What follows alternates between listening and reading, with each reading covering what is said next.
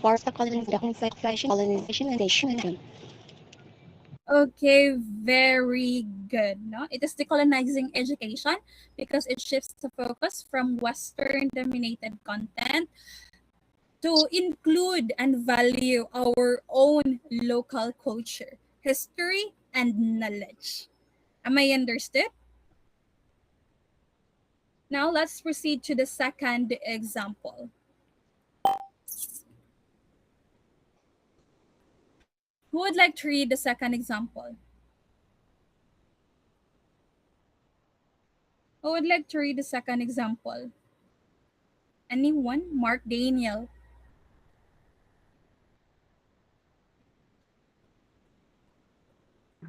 Anyone who would like to read?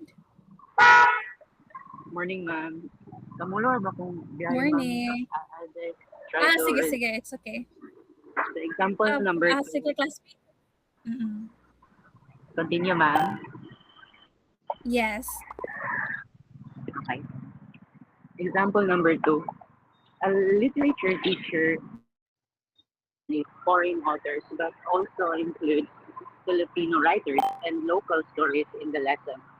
Students read works from their own culture and discuss their meaning.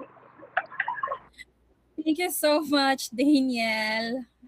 Apologize, no? I apologize sa kanang kuan. Kabalo ko naglisod ka to. No? So, thank you so much. No?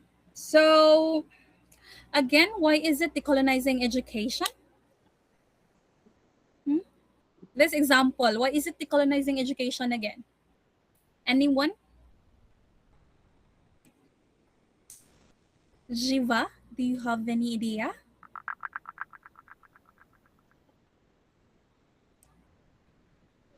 Good morning, ma'am. Can you repeat the question? Do you have any idea about why is it decolonizing education?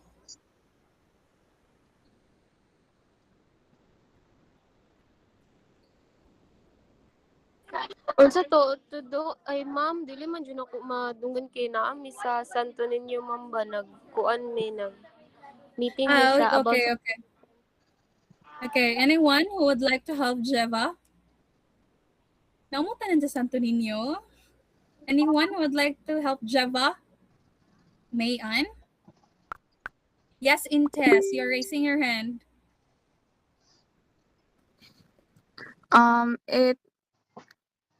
Ayan, sagita again, ma'am, ang question. Why is it considered as decolonizing education? This example number 2.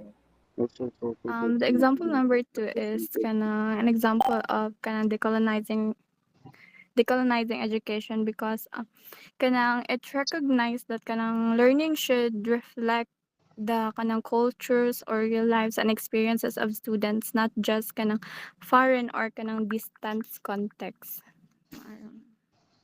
Okay, thank you so much, Shella. No?